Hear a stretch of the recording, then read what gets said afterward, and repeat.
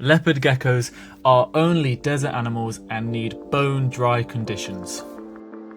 While they are arid creatures, they do have a need for moisture, humidity and water, and how they interact with it is probably just a little bit more complex and crucial for their health than you might originally think.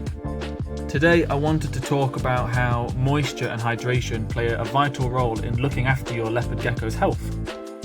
And by changing just those few misconceptions we do have on how leopard geckos interact with water, we can make the best enclosure for them.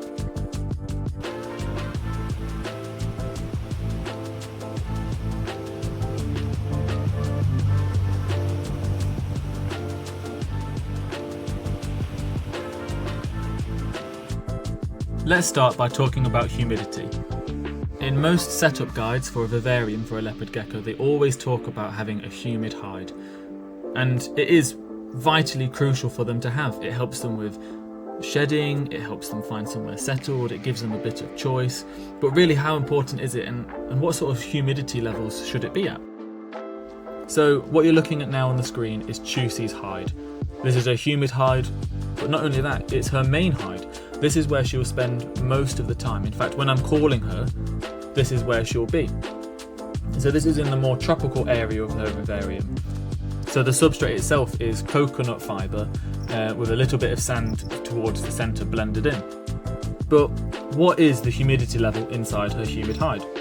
Well, recently I changed the thermometer to one that also showed a humidity level as well as the temperature, because it allowed me to sort of understand what was going off. I've got two, one on the very left inside the humid hide and one on the very right where it's more arid. And as you saw on the screen, it said 68%, but it varies from about 68 to 74 inside the humidity level. It depends if I've just sprayed.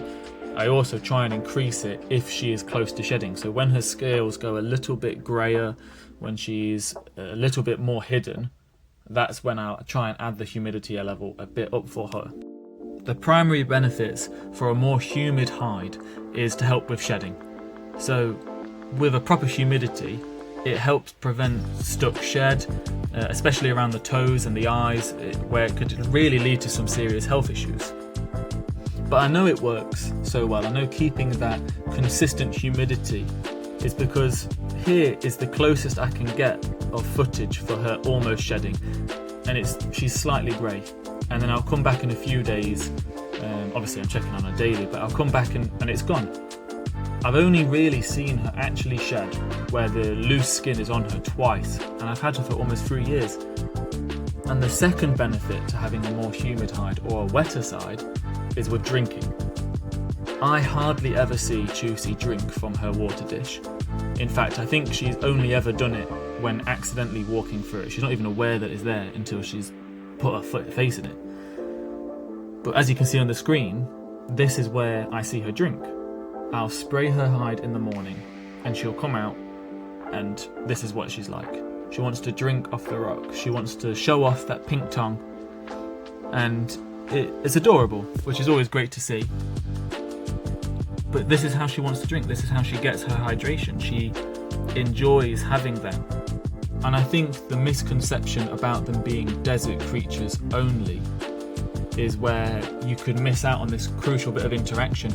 She will come out while I'm spraying the moisture and sit there as if having a shower, as if it's raining, and then she will lick the water off herself. Again, she just seems to enjoy it, and it's a way for her to get the water that she needs to survive. You may be wondering though, if they are desert animals, why give them all of this extra hydration and moisture that they're not going to get? Well, let's talk about that in the next section.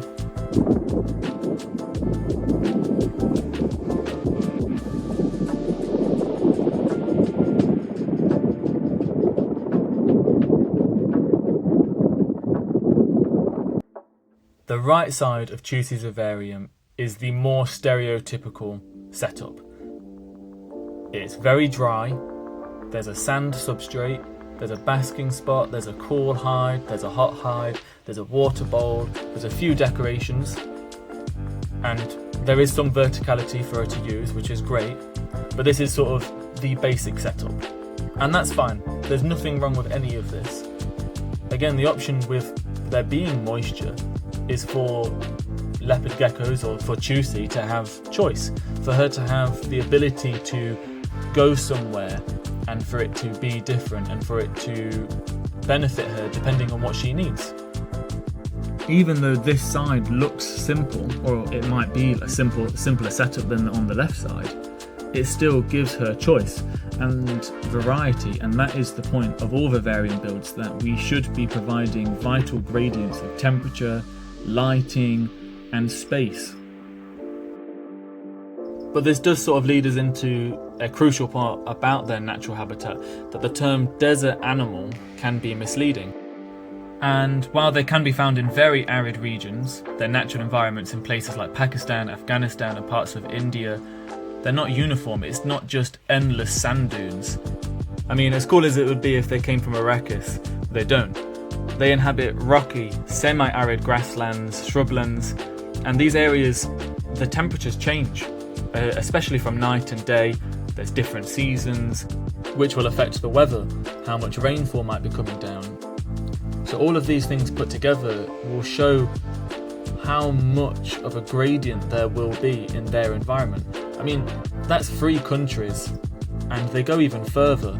So they've been found in Nepal as well. So again, we're adding even more environments to where they could be and what they interact with and how much water.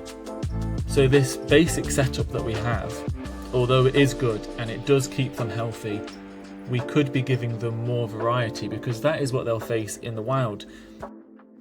And I say all this even though not have been to any of those countries before, so I can only sort of pass on information from the research that I've done, and I recommend that you go and do that yourself. There's some YouTubers out there that are way more in depth and clearly more qualified than I am, and there is a lot of research online.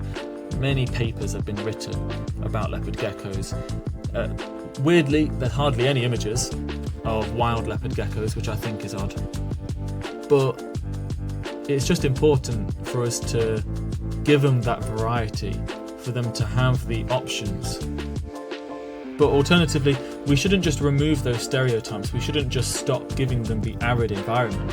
We should just add to it. We should also give them the more humid environments, the more shrubland, more grassland, the almost jungles that they could be living in. So, to summarise, leopard geckos are amazing and resilient creatures, but our understanding is slightly askewed, and their relationship with water is more nuanced than I suppose we normally think of stereotypically.